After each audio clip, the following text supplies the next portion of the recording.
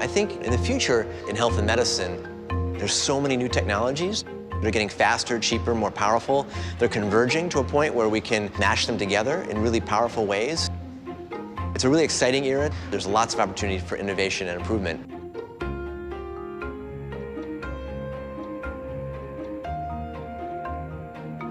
I'm Daniel Kraft. I'm a physician, scientist, entrepreneur. Looking to the future, I thought, what better way to do that than think about the world that my son and my daughter are going to grow into, which is, changing really, really fast. Our traditional model, I think our meme for the way we practiced healthcare is actually not healthcare, it's been sick care. We wait until often we get sick. We have the heart attack, the stroke, the cancer that pops up. Where things are sort of heading, I believe, is from waiting for disease to happen to wellness and prevention. In 50 years from now, we'll have the equivalent of almost an OnStar for the body that's going to be taking information from our environment, from our diet, from our social networks, from our genomics. Health will become something that's truly infused and integrated into our life. It's not for their doctor to be in charge of their health, it's you own your own health information. Many of the technologies, which used to be super expensive, are riding sort of Moore's Law. The poorest on the planet will have access to low-cost tablet technology, phone technology, that can enable them to be connected with a physician in their local village, access the best medical minds, the best medical databases, using artificial intelligence to understand the whole spectrum of publications and guidelines and omics. It's not just about the data that's important, it's how it becomes actionable information to help guide you, just like a GPS would be, proactively. What's particularly exciting now and going into the next 50 years is we're starting to unlock and understand the brain. The world of telepresence, which is just on the cusp of exploding with technologies like Oculus Rift, where you can feel like you're in a virtual environment and not be able to tell the difference between that and reality. That could be hugely powerful for modulating behavior change. For example, if you can look in the virtual mirror and see future you if you're not maintaining your exercise and your diet regimen and see yourself 50 pounds later or 10 years later if you keep smoking, that can change your mind and sensibility. We're seeing now new ways to train the brain, to interact with it directly with technology, the world of brain-computer interface. We're on the cusp now of building optical prosthetics, basically a bionic eye. As the sensors get smaller and better, they're going to reach the point where we have almost normal vision.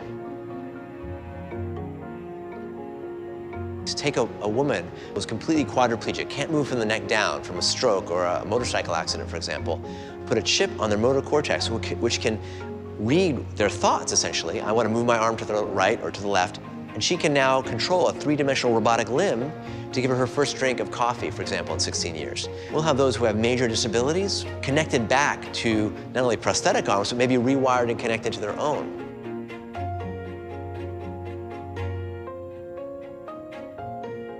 Alzheimer's today is a devastating diagnosis, which I think by 2064 will lead to a world where we won't wait for someone to get Alzheimer's. We're on the cusp of having imaging modalities that can pick up the plaques in a patient's brain 10 or 20 years before they're showing any clinical signs of Alzheimer's. We'll be able to give them interventions, whether that's mind games or exercise or other therapeutics that fits under not just personalized medicine, but this idea of precision medicine to participatory medicine. It's not just enough to treat a whole set of Alzheimer's patients. We want to learn from every single one of those and contribute to the whole medical establishment. Imagine elements like our human genome, which cost millions of dollars 10 years ago, is down to about $1,000 price point, and in 50 years, maybe the equivalent of $5 or $1 or even almost free. And I see the future being one where we'll 3D print a pill with your name on it, with your combination of drugs that help prevent the diseases you're at genetic and other risks for.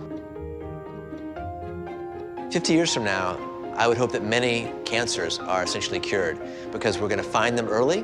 We're going to prevent them from happening in the first place for those who have the predispositions. We'll be taking every single tumor. We're going to sequence every tumor. We're going to understand the expression profiles. We're going to be able to model which drugs work for that individual patient in animal models and in simulations that are run in the cloud. And when you do need therapy, it's not going to be the one-size-fits-all pill that's off the shelf. We'll be personalizing that therapy using other agents that can scan the literature and know it's worked for other patients with similar subtypes and molecular pathways. Many cancers will become chronic diseases or be cured because we're going to apply very specific combinations and cocktails that really match that individual's cancer.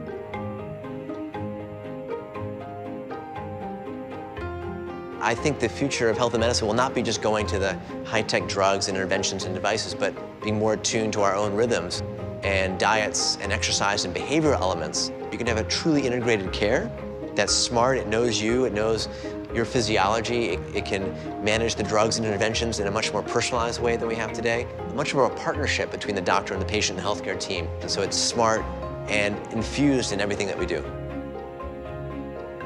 The future's coming faster than we think. We won't wait for disease to happen.